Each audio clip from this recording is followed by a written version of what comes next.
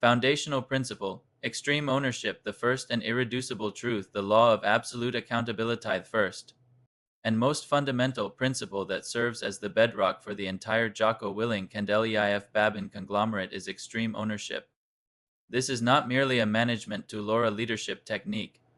It is a law of absolute accountability, a foundational, irreducible truth about human performance, team dynamics, and personal freedom, deconstruction, and irreducible core. The concept of extreme ownership deconstructs leadership to its simplest causal equation. If a problem exists in your world, you own the solution. The first principle here is the elimination of excuses and the rejection of external blame. Any failure, error, or inefficiency, from the tactical failure of a SEAL squad to a business unit missing a deadline, or even a child failing a test way, of the warrior kid, is ultimately the responsibility of the person in charge. This principle is rooted in the belief that the only thing a human being can truly control is their own reaction, effort, and preparation. Blaming the team, the resources, the weather, the competitor, or the higher command echelon front, extreme ownership, is a failure of leadership and a waste of energy. The moment a leader says, "My team failed because," and points outward, they have surrendered their power to fix the problem. The texts demonstrate that extreme ownership is a practical mechanism for achieving self-efficacy. By internalizing all responsibility, the leader transforms from a victim of circumstance into the sole agent of change. This shift in mindset is the first principle because it is the necessary precursor for all subsequent action. Discipline and strategy, long-tail synthesis across the texts, from battlefield to boardroom. Extreme ownership. The dichotomy of leadership, the principle is invariant across contexts. The process of debriefing a mission failure on the battlefield where stakes are life and death is structurally identical to debriefing a project failure in a corporate environment. The question is always, what could I have done better to set the team up for success? This universality is evidence of its foundational nature. The counterintuitive freedom, discipline equals freedom. Extreme ownership is paradoxically liberating. When you own everything, you are free from the endless draining effort of assigning blame. This energy is then immediately redirected into productive action, creating a new plan, training the team better, or preparing more thoroughly. This links directly to the discipline equals freedom ethos, where taking ownership of one's own lack of discipline is the first step toward self-mastery. The leadership dichotomy, the dichotomy of leadership. This work refines the principle, showing that extreme ownership is the anchor that allows a leader to oscillate between necessary opposing forces, for example, decentralized command and hands-on guidance, aggression and restraint, confidence and humility. If the leader does not first own the overall mission, their attempts to balance these forces will be seen as indecision or confusion by the team. Extreme ownership is the stable center of the dichotomy, the juvenile application way of the warrior kid. The children's books translate this principle into personal responsibility. The main character, Mark, fails to swim, is intimidated by bullies, or struggles with school. Uncle Jake's instruction is always a simplified version of extreme ownership: stop making excuses. Make a plan and execute the plan. Mark owns his lack of skill, and by owning it, he gains the power to change it. This confirms the principle is a truth applicable to all ages and competencies. In essence, extreme ownership is the core psychological shift required for all effective action. It is the decision to cease being a consequence of external forces and to become the cause of positive outcomes. It is the ultimate refusal to be a victim, which grants the individual the mental leverage necessary to lead others and themselves. 2. Foundational principle, the discipline freedom paradox, the irreducible mechanism of self-mastery. Internalizing the necessity of rigorous self-control. The second irreducible truth underpinning the philosophy is the principle articulated in the title of the field manual: discipline equals freedom. This is not a maxim about social structure or political systems. It is the fundamental mechanism through which the individual maximizes their potential and operationalizes extreme ownership, deconstruction, and irreducible core. The core concept challenges a common societal assumption that discipline is a restriction and freedom is its opposite. The first principles analysis reveals the opposite truth: discipline is the pathway to freedom, and lack of discipline is a form of self-imposed slavery. Slavery to self. A person who lacks discipline is slave to their mood, their momentary cravings, their laziness, their confusion, and their fear. They are not free to pursue their long-term goals because they are constantly derailed by their undisciplined short-term desires. Pathway to freedom. Discipline. Getting up early. Working out, studying, planning, adhering to a schedule is the mechanism that eliminates friction and compounds small successes. The disciplined person is free from the anxiety of being unprepared, free from the stress of a chaotic schedule, and free to choose challenging long-term goals because they have built the internal machinery to achieve them. The texts argue that the most important domain for extreme ownership is the self. You must own your lack of discipline before you can master any task. The moment you implement discipline, waking up, organizing, training, you are literally creating space and time freedom in your life to execute the grander strategies. Long tail synthesis across the texts. The daily ritual. Discipline equals freedom. The code, the evaluation. The protocols. This principle is manifested in the relentless emphasis on the dichotomy of discipline. You must be disciplined enough to adhere strictly to your plan, but also flexible enough to deviate when the situation demands it. The system is designed to be rigorous, not rigid. The protocols are simply the formalized applications of discipline, for example, getting proper sleep, training hard, reviewing your day. The insistence on the daily physical training ritual. The early wake up is the symbolic and literal manifestation of this principle. The discipline of conquering the soft self immediately frees the mind for the challenges of the day. Strategy vs. tactics. Leadership. Strategy and tactics. This work shows that discipline is the bridge between strategy, the big picture, the desired state of freedom, and tactics, the small, repeatable actions. A grand strategy is worthless without the discipline to execute the small, dull, and repeatable tactical movements required day after day.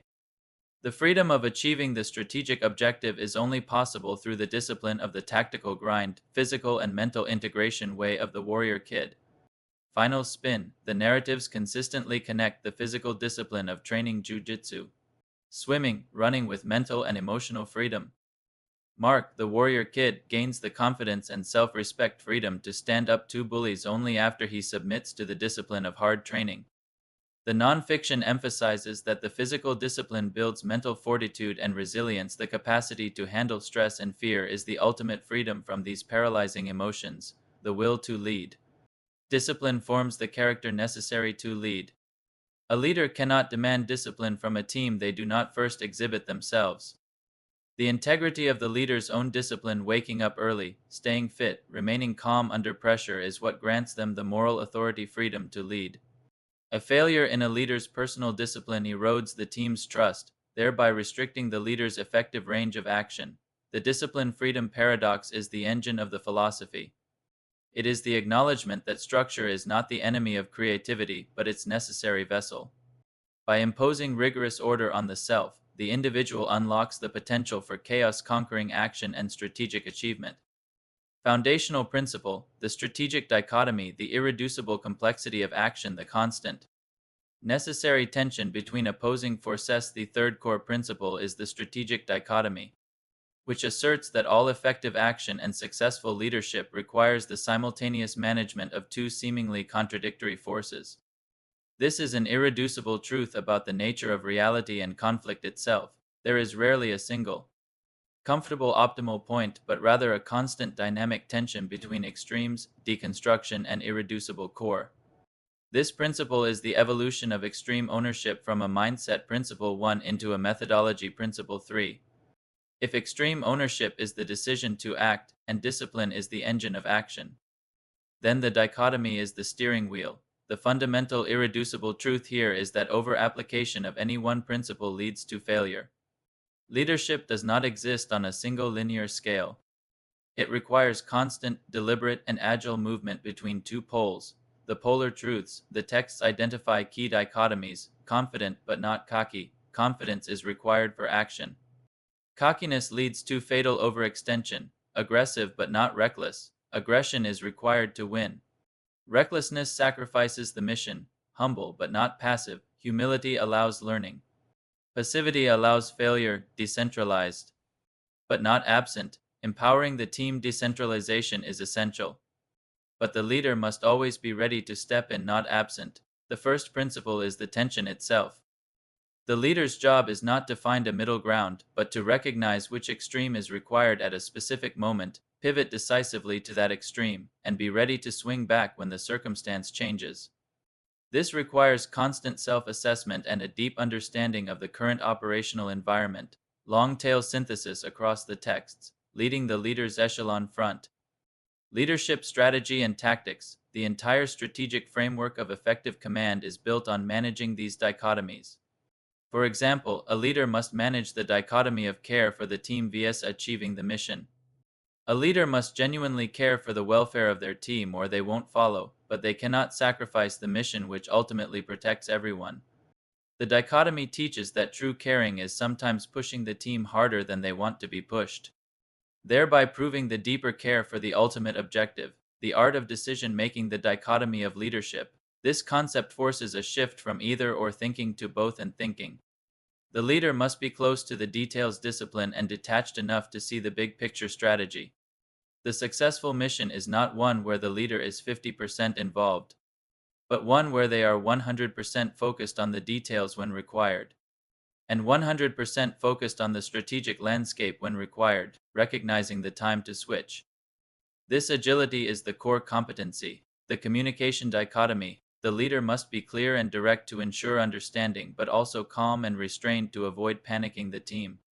The instructions must be simple and brief, but the underlying plan must be deep and comprehensive. The ability to simplify complexity without oversimplifying the threat is a key manifestation of this tension. The children's morality. Mikey and the Dragons. Way of the Warrior Kid. Even the children's stories subtly reinforce this principle. The warrior kid learns the difference between standing up to a bully aggressive and being a bully reckless. He learns that being smart, discipline, or humility is just as important as being strong aggression or confidence.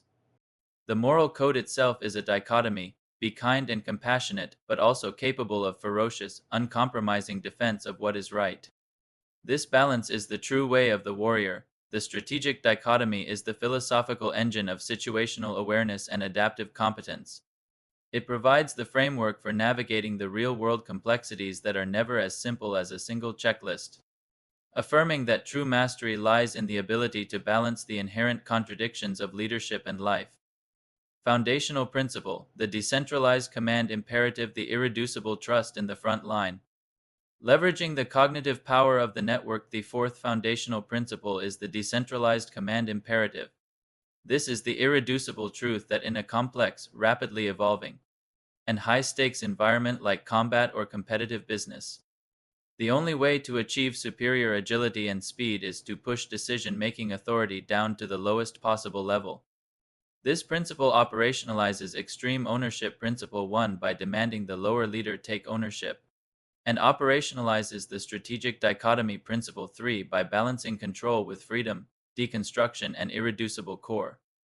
The first principle here is that no single mind can process all the necessary information in real time. Centralized command fails because the bottleneck at the top cannot keep pace with the speed of external change. Therefore, the strategic solution is to distribute the cognitive burden and decision-making power across the network of leaders. This distribution is only possible if two conditions are met, which are the core principles derived from the texts, commander's intent, the why. The senior leader must communicate the mission's ultimate objective and parameters with absolute clarity and simplicity. The how is left to the team, but the why is non-negotiable. Without a crystal clear understanding of the purpose, the commander's intent, decentralization leads to chaos. Junior leader competence. The enablement. Decentralization is not abdication. It is empowerment through rigorous training. The junior leader must be highly trained, disciplined, principle 2, and possess the confidence that comes from owning their role. The senior leader owns the failure to train and prepare the junior leader adequately. Long-tail synthesis across the texts. The combat origin. Extreme ownership in combat. A frontline team member has 100% of the visibility on their immediate threat, while the commander back at headquarters has perhaps 5%. For the commander to dictate the exact movements of the fire team is a decision divorced from reality, guaranteed to fail.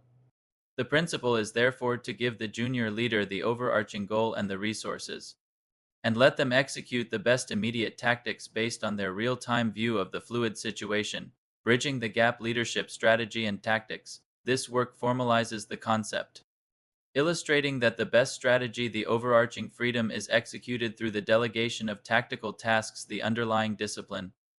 The senior leader sets the strategic line. The junior leaders, using their decentralized authority, navigate the complex terrain toward that line.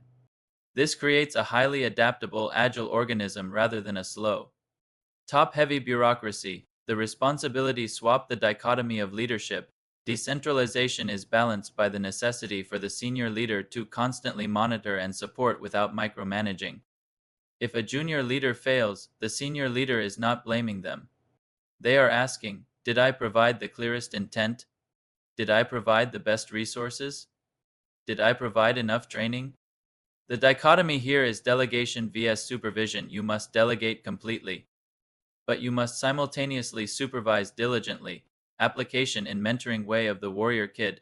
Uncle Jake's approach with Mark is a perfect example of decentralized command.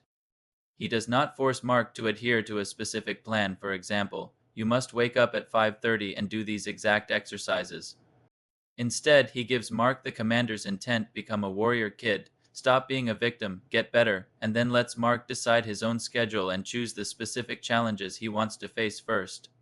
Mark owns the execution of the intent, making the success his own and the failures immediately actionable. The decentralized command imperative is the strategic acknowledgement that speed and agility are the highest currencies in dynamic environments.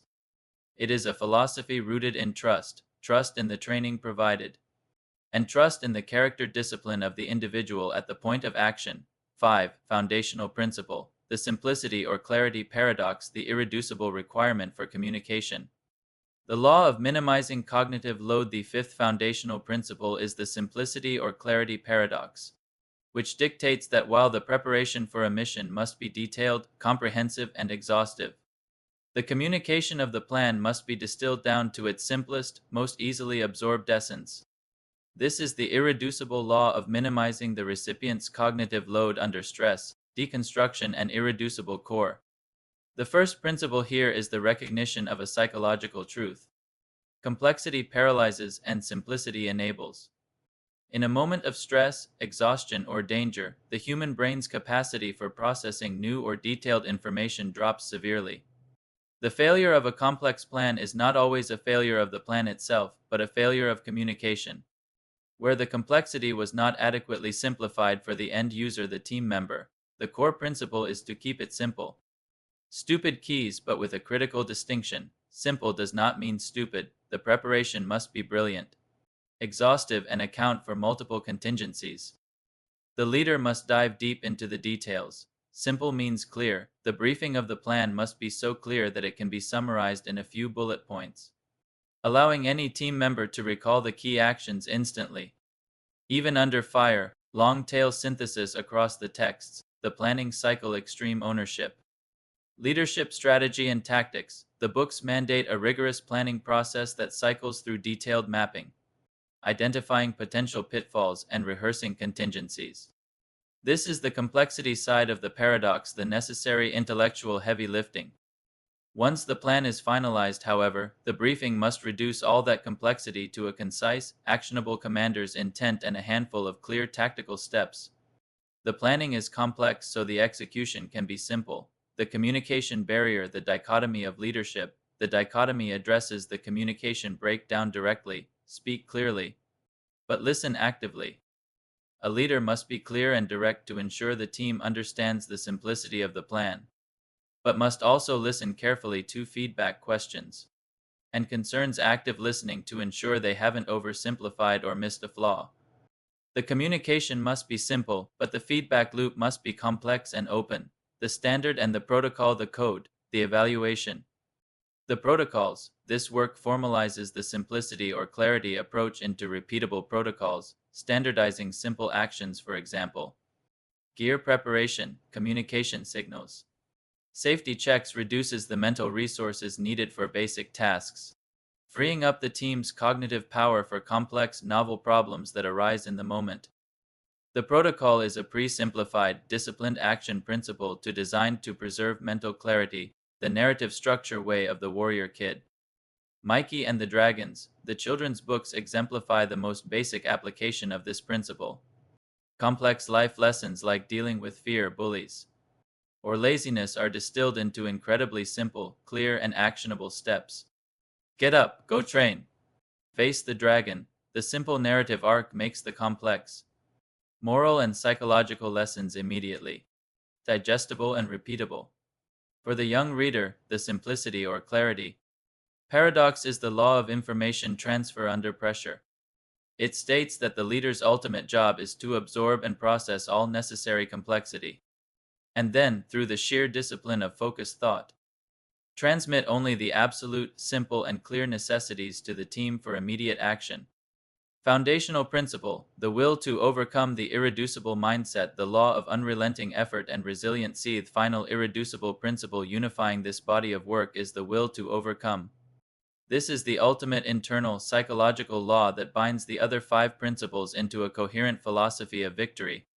It is the raw, uncompromising mental toughness that serves as the ultimate fuel for extreme ownership, and the primary output of discipline equals freedom, deconstruction, and irreducible core. The first principle here is the rejection of the word quit. The philosophy rests on the belief that most failures in life and leadership are not due to a lack of talent, intelligence, or resources, but due to a premature surrender to hardship, fatigue, or self-doubt. Therefore, the core concept is that physical and mental failure are merely temporary states, while quitting is a permanent decision. This principle is the ultimate expression of the warrior ethos, the realization that the capacity of the human mind and body is vastly greater than perceived, and the perceived limit is often just a plea from the undisciplined self to stop the pain. Long tail synthesis across the texts. The grind discipline equals freedom. This book is the manifesto for the will to overcome. It provides the tactical steps, the early wake up, the relentless physical training designed specifically to forge this mental resolve. The point of the physical discipline is not solely fitness. It is the repeated daily exercise of mental fortitude over immediate comfort. The ultimate freedom gained is the freedom from one's own weakness. The default setting final spin code, protocols, the system presented encourages making the hard choice the default. When faced with a difficult decision, the leader's default response must be to press forward, seek a solution, and find a way, rather than retreat or negotiate with the circumstances. The code is simply the formalized will to overcome, the unwavering commitment to striving to be eminently qualified and to never be found wanting, the inspiration way of the warrior kid. The entire narrative arc of Mark, the warrior kid, is the journey of cultivating this will to overcome. He is not naturally talented. He is scared, weak, and lazy. His success comes not from a sudden talent discovery, but from the deliberate, disciplined principle to application of his will to get back up when he fails at jujitsu or swimming. The lesson is that the only true failure is quitting on the path to improvement. The ultimate dichotomy, the will to overcome, is the tension between resilience and patience. It is the will to relentlessly push through pain and set back resilience, combined with the patience to realize that meaningful results, true freedom, require sustained effort over a long, boring, and often unglamorous timeline. It is the combination of aggressive action and quiet endurance. The will to overcome is the internal philosophy that makes the entire system viable. It is the unyielding mental engine that ensures that when extreme ownership demands a solution, and when discipline provides the means, the effort will not cease until the strategic objective is met.